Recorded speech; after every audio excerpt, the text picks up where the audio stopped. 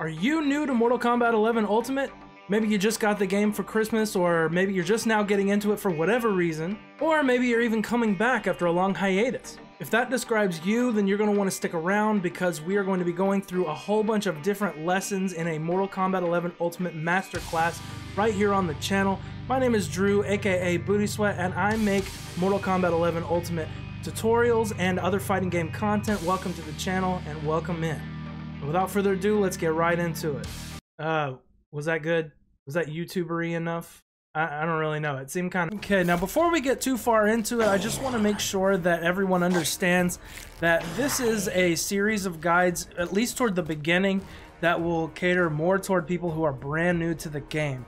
So if you don't want to sit here and listen to me explain to you button notations and what a special move is, then you probably want to skip this first video, and there will be a playlist in the description, or you know, it should just pop up on the side and you're recommended either way if YouTube's doing what it's supposed to do. But either way, this is the barest of the bare basics. So if that's something that you need, then stick around. If not, then you can go ahead and go on to some more videos that I have linked in the description. Okay, getting right into it, I have here my boy Baraka. This is my main in this game, and what I want to start off by saying is that MK11 is really not a very hard game to learn. It's not too hard of a game to play. So if you're new to fighting games, you're just trying to get into them with this game, or maybe you don't really play a whole lot of fighting games, you're just interested in Mortal Kombat, whatever it is, Mortal Kombat is really not very difficult. It's pretty easy to learn. So the main things you're going to want to know is there are 4 attack buttons. There's the front punch, the back punch, the front kick, and the back kick. That is notated as 1, 2, 3, and 4. Now what 1, 2, 3, and 4 will relate to on your controller depends on your system. On PlayStation, they are square, triangle, X, and circle, respectively. On Xbox, they are X, Y, A, and B, respectively. And on Switch, if you happen to be one of the people playing on Switch, I believe it is Y, X, B, and A, respectively. So 1, 2, 3, and 4. And most of your combo notations are going to use that. Now, in addition to these basic moves, every character also has special attacks. So an example of this with Baraka is his Blade Spark, which you do by pressing down, back, and 1.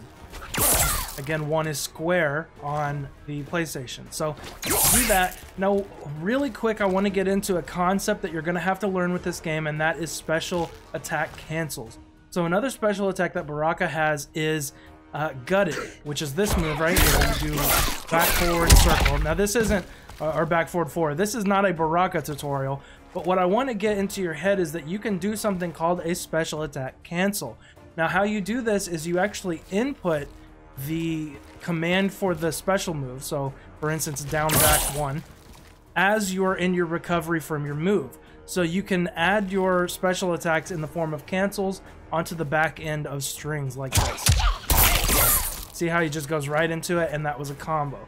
Now this can be very important for characters like Baraka because this move right here that I just mentioned a second ago is his combo extender. So when you get a combo and then you amplify, you're able to keep that combo going. Now, what does amplify mean? Amplify is when you take a special move, or sometimes even not special moves, sometimes normals and other things can be amplified as well, but it's when you press the R1 button or the right bumper, depending on your platform, and that will actually use up a bar of your offensive meter. As you can see down in the bottom corners of the screen, you have meters. There's a sword and there's a shield. Anyone can kind of infer that means an attack meter, an offensive meter, and a defensive meter. So you will use up a bar of offensive meter to amplify an attack. You see on the bottom left. Now the meter, we'll get more into the meter system in a moment, but the meter will automatically recharge, and if I don't have any meter, I can't do that. So it's important for things, again, like Baraka with his, because he can amplify and then, you know, go into the rest of his combos. So again, this is not a Baraka combos video, but you need to understand the mechanic of amplifying a special move. Okay, so let's touch quickly on the meter system. Again, we mentioned that earlier, and it allows you to amplify special moves to get more damage or get more combos, all that kind of stuff. So we already know that that uses up your offensive meter, and then of course it recharges over time naturally. You don't have to do anything to get your meter back, it just comes back naturally. So what is defensive meter for? Well, the biggest thing that defensive meter is going to be for is something called the breakaway. Now, the way you activate a breakaway is while you are being juggled, while you're being comboed in the air, you press down and right trigger or R2, whichever one it is. This one right here. It's the block button, in other words. So what will happen then is you will use up all 2 bars of your defensive meter to interrupt an opponent's string safely. So it's really an important mechanic in this game, because if you're getting comboed to, you know, into oblivion, then you want to be able to cut down as much of that damage as you possibly can, if you can. And so it looks something like this. I have Devora set to do it. When she's up in the air, she's going to press R2 and down so that she breaks away from my combo. And she had armor on the way down too, so if I go into a further combo, it interrupts, and I don't get that full combo that I was going to.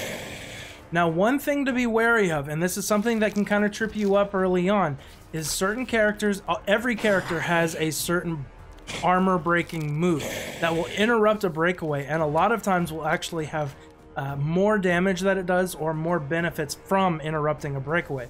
Baraka is a great example of this. He has this special attack called Blade Charge, and what will happen if he catches you with that, it doesn't matter if you're breaking away, you will still get hit with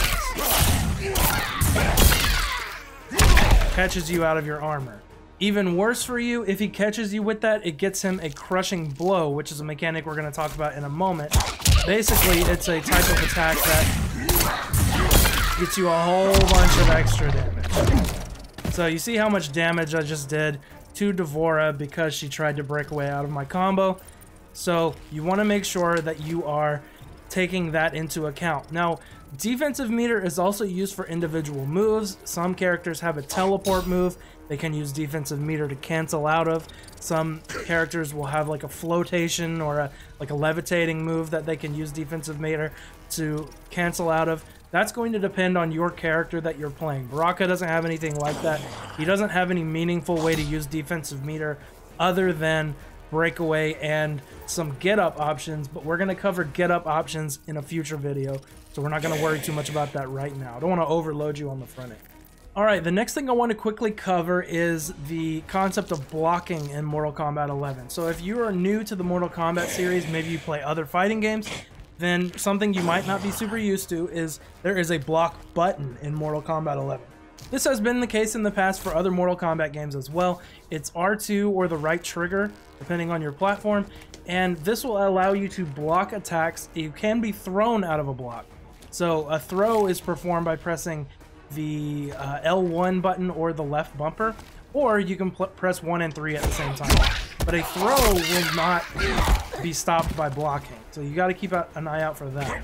But we'll get more into that kind of thing in the defense video that we're going to cover. We're going to cover a whole lot of different defensive options, including ducking under attacks and, you know, doing all that kind of stuff. We're not going to get into that here. But one thing you want to keep in mind is when you are blocking attacks, if an attack hits low, you have to block low. If it hits overhead or is a jumping attack, you have to block high. Now, if it's a mid, it doesn't matter which one you do. But anytime you block an attack in Mortal Kombat 11 Ultimate, you are going to take what is called chip damage. So you see, I am attacking Devora here, and she's blocking, so she's not getting hit by the attacks. I'm not doing as much damage as I would do if she weren't blocking, but you can see her health steadily going down because I am doing damage from chip. And you can die from chip. So something that I didn't mention in the meter section is that if you are all the way down at low health and you are going to die from chip, you'll actually permanently use or lose your defensive meter in order to stop yourself from dying that round. It comes back the next round, but you'll lose that defensive meter for the sake of not dying to chip. So it's just something that happens sometimes. Keep an eye out for that. But yeah, if you want to avoid chip, you have to do something called flawless blocking. So you see that? Now that I'm hitting her with this, she's taking no chip damage.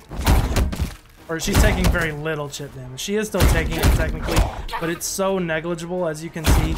It's doing way, way, way less. And there's actually a cool option that you get to punish your opponent off of flawless blocks that we'll get into on the defense video. But yeah, so if you're wanting to avoid that chip damage, you have to flawless block. The way that you do it is by pressing or tapping the block button right at the moment that the attack is going to hit you. So it takes some timing, it takes some practice. It's not the easiest thing to do when you're first starting out, but over time you should get a feel for it. Okay, so the next thing that we're going to talk about is Crushing Blows. And just before we get into that, if you're enjoying this, if this is helping you at all, make sure you like and subscribe, etc., etc. Leave me a comment below letting me know. Anyway, so let's get into Crushing Blows. So basically, Crushing Blows are a big mechanic in this game. Certain moves that characters have, whether it's special attacks or normal attacks, whatever it is, will have Crushing Blow requirements. So what that means is when you meet these requirements, you will get an extra damaged little animation. So for instance, Baraka has forward 4-4. It's a little advancing normal like that.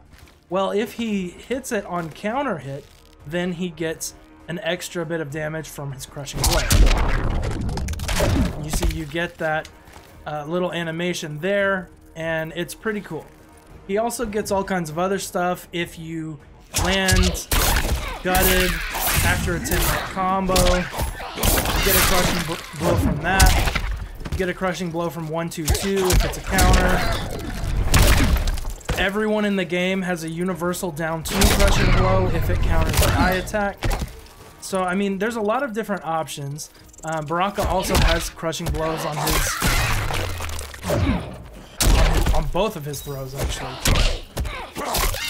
So, you use up one, you can't use the other. They nerf that. But, the moral of the story is, basically, you get these super extra damaging attacks when you meet certain requirements. So, you want to keep an eye on that. Every character has different moves that have these requirements and can convert into Crushing Blows. Some Crushing Blows deal more bleed damage or whatever it is, but keep in mind, when you have activated a Crushing Blow, you can't do it again. So I'm in training right now. I have easy Crushing Blows on, so that way I don't have to meet the requirements, I just have to do the move. And you see, I already did all of those other Crushing Blows. Now if I try to do this one again, I can't do it anymore. This one worked then, but I can't do it again. No matter how hard I hold the button, I can't do it again because I used it up already. I used up this one already, can't use it again, etc. So once a Crushing Blow is used, it's gone, it's done, you can't use it again. And for the very last thing that we're going to go over in this video, it is the Fatal Blow. Now this is this game's essential... it's kind of like a comeback mechanic and a super attack mixed in one. So it's an attack that you only get once per match. If you use it up, then you can't use it a second time, and you can only use it once your health has dropped to 30% or lower.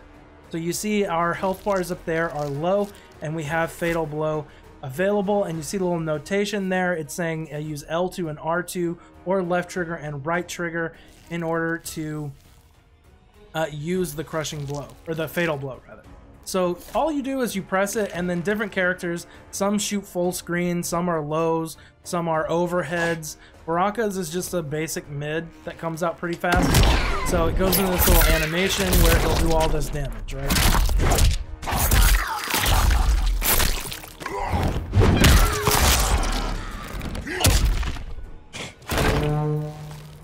Now, in reality, the best way to use a Crushing Blow or a Fatal Blow, I keep calling it the wrong thing. The best way to use a Fatal Blow in most situations isn't just as a comeback mechanic, but is really to ensure that you get the round. So, Baraka has a great armor breaker move like that, but not every character gets something like that. So, if the opponent is going to break away out of your combo and you're trying to secure the round or whatever, you can combo into Fatal Blows.